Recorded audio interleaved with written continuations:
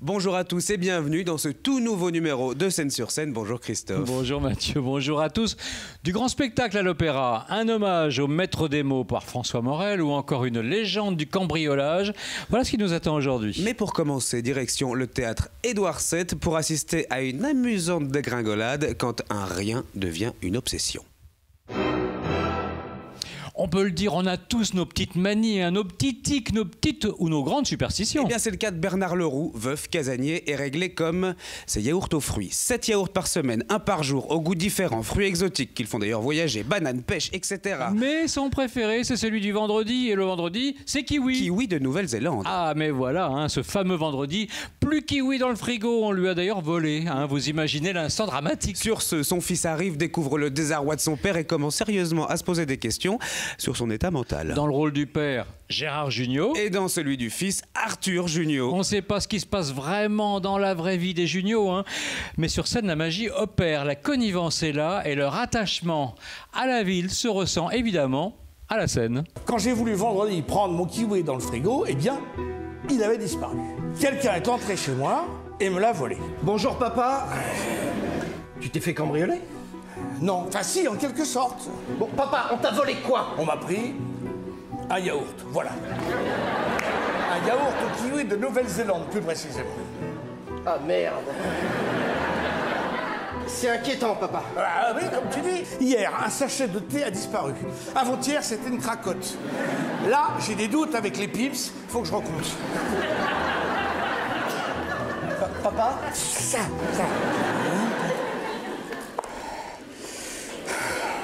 C'est plus grave que ce que je pensais. Ouais, là c'est plus grave.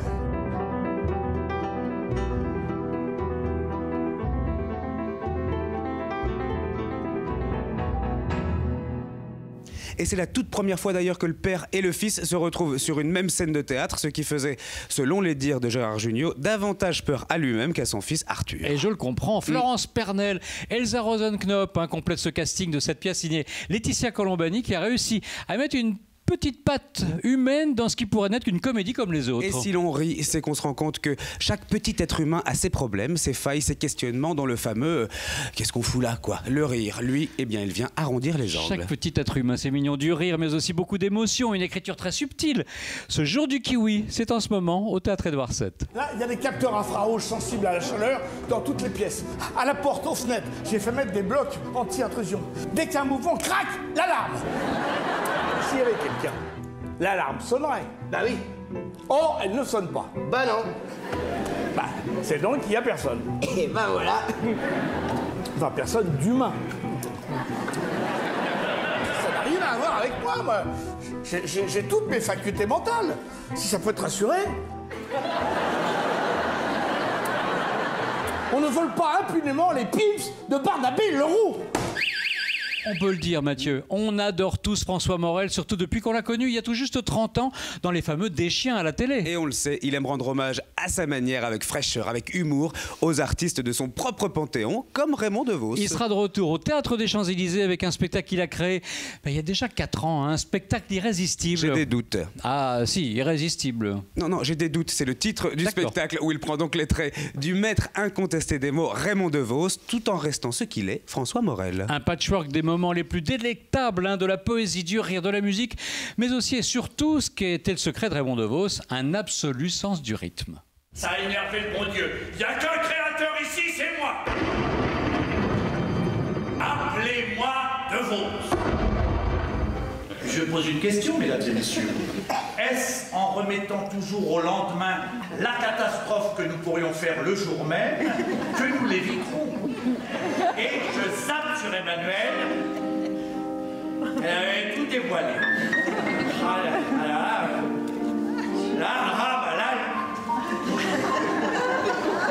Je sais bien, mais ça me fait plaisir. Il dit, je ne sais pas vous dire pourquoi, j'en fais chaque jour. C'est tout. J'arrête d'y penser, sinon je vais devenir marteau. Il voulait faire l'amour, elle voulait faire la guerre. Total, elle a fini pucelle à Orléans. François Morel est un véritable artiste touche-à-tout des temps modernes et il redonne un bon coup de fouet à un humour en perdition, celui de la langue, celui du style. Comédien, humoriste, chroniqueur, chanteur, poète. Rien ne l'arrête, on peut le dire. Et des mots de Vos, il tire une épingle d'un jeu qui nous embarque dès les premières minutes du spectacle. Ces 2 dates au Théâtre des Champs-Élysées sont un peu une boucle qui se referme, puisqu'il y a 4 ans, il faut le savoir, c'était sous l'impulsion de Janine Rose, la créatrice des fameux concerts du dimanche matin du Théâtre des Champs-Élysées, que le spectacle avait été créé. Et sans oublier la présence d'Antoine Salaire et de Romain Lemire au piano. Ce sera les mercredis. D'abord le mardi 14 et le mercredi 15 février à 20h. Et comme disait De Vos, je crois à l'immortalité, et pourtant je crains bien de mourir avant de la connaître. Eh bien, Morel, en digne héritier, lui a incontestablement offert. Est-ce que vous m'aimez? Est-ce que vous m'aimez? Elle m'avait répondu non. La. C'est trop maintenant. Oh, voilà, je aimais qu'elle soit de mûr, qu'elle soit de mou. Je hais les murs, qu'ils soient en dur, qu'ils soient en mou. Je hais les haies et les mûriers qui font qui sont debout. J'ai la ferme intention de m'approprier ce joyau et me rendrai dès demain dans votre office parisien pour une respectueuse perquisition. Ces mots sont évidemment signés de la main du plus grand des voleurs, du gentleman cambrioleur qui, sans vous menacer d'une arme, s'empare de vos valeurs. Arsène Lupin, et il va aiguiser vos instincts de fin limier au Théâtre du Lucernaire. On vous le garantit, le suspense est au rendez-vous. Nous sommes en 1908, Germaine Gournay-Martin et le duc de Charmaras vont se marier, mais une lettre va donc tout faire basculer quand le vol du diadème de la princesse de Lamballe est annoncé. Et alors la branle-bas de combat, panique et sang qui se glace. C'est le programme de la soirée au château des Gourmets-Martin, à 3 heures de Paris, loin de tout tumulte de la ville.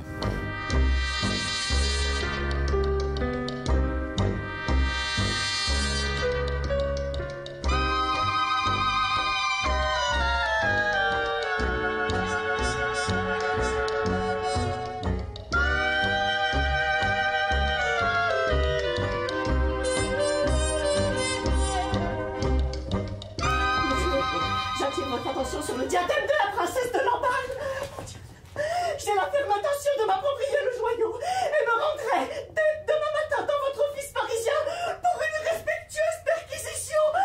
Arsène Lupin. Germaine, reprenez votre respiration, je vous en supplie. Respiration, Voilà. colonne verticale bien droite. Cette lettre, d'où vient-elle? Qui l'a apportée? Elle était dans la boîte de la grille du papa. Alors, qu'allons-nous faire? Nous allons attendre. Attendre qui, pour ça? Lupin. Lupin, alors décidément comme dans les contes de fées, vous pensez que lorsque cette horloge aura sonné les 12 coups, Lupin entrera et prendra le diadème? Oui, je crois. C'est palpitant.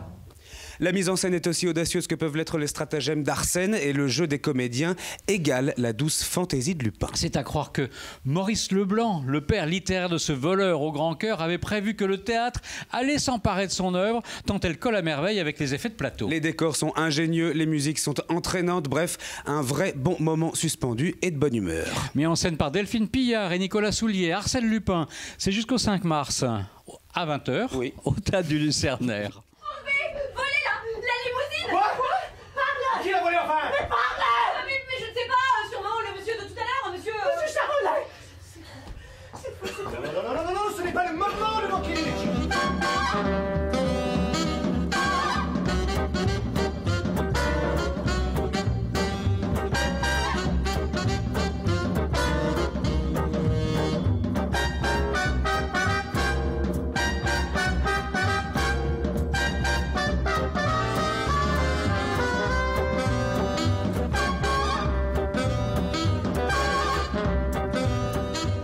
Allez, direction le Théâtre du Châtelet à présent, qui invite du 11 au 15 février une production qui a remporté un triomphe au Barbican Center de Londres en coproduction avec l'Opéra de Rome et le Théâtre de la Ville. C'est Waiting for the Sibyl du génial créateur William Kentridge, une sorte d'opéra de chambre pour 9 interprètes qui se déroule sous la forme d'une série de 6 courtes scènes. Alors l'œuvre est créée en collaboration avec le chef des chœurs et danseur Malangou, ainsi que Kyle Shepard, l'un des plus importants pianistes et compositeurs progressifs d'Afrique du Sud. Elle intègre des éléments, on peut le dire, caractéristiques caractéristiques de l'univers visionnaire de Kentridge, performance live, musique enregistrée et ombre projetée.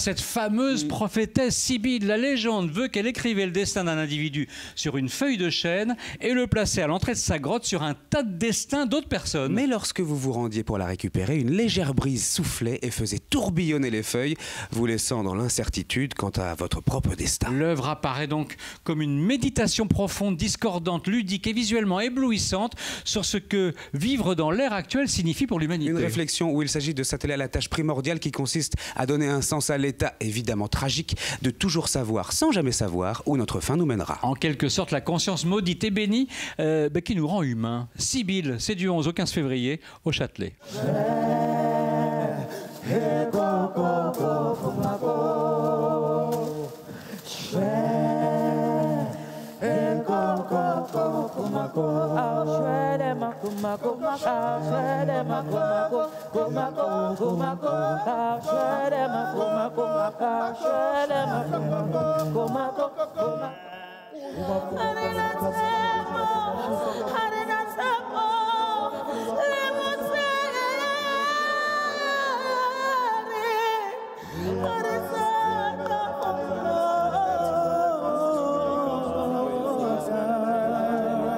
Un petit tour à l'Opéra Garnier, Christophe, pour finir ce scène sur scène, avec une production créée triomphalement la saison dernière à Madrid et à Londres et qui accoste enfin à Paris un Peter Grimes de Benjamin Britten hors du temps, signé Deborah Warner. Alors qui est ce Peter Grimes, cet homme en butte à l'hostilité de son village, ce pêcheur de Suffolk dont un apprenti trouve la mort en pleine mer? Alors est-ce qu'il est meurtrier, innocent, bourreau d'enfants, victime des préjugés? Un anti-héros, un poète, on n'en sait rien. La proposition est simple, elle intègre l'action dans le présent avec un petit port moderne en béton défini d'un trait fin dans les décors extrêmement flatteurs de Michael Levine et les costumes de Louise Carvalho. Les lumières n'entraînent jamais trop le drame dans l'ombre, mais lui laisse au contraire régulièrement la possibilité de s'exposer sous des lumières blafardes ou même parfois plus chaudes.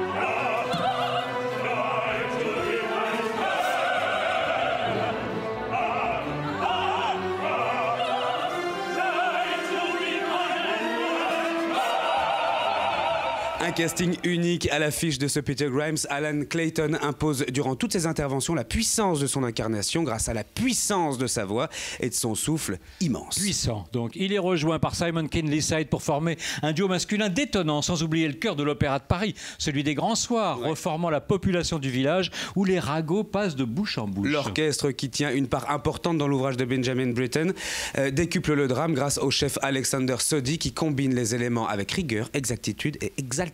Peter Grimes de Benjamin Britten, c'est à ne surtout pas rater jusqu'au 24 février à l'Opéra Garnier.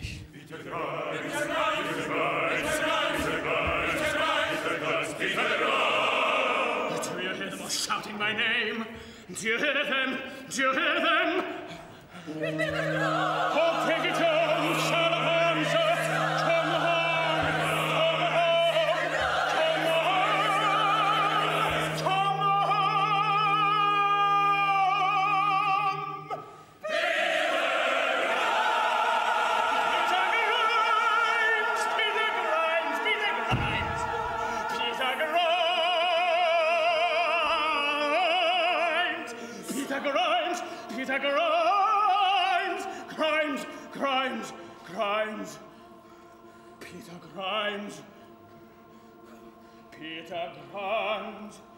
Et voilà, Christophe, c'est déjà la fin de ce Scène sur scène. Et merci à vous, surtout, de l'avoir suivi. Évidemment, on se retrouve très vite pour encore plus d'idées de sorties dans vos salles de spectacle. À très bientôt. À bientôt.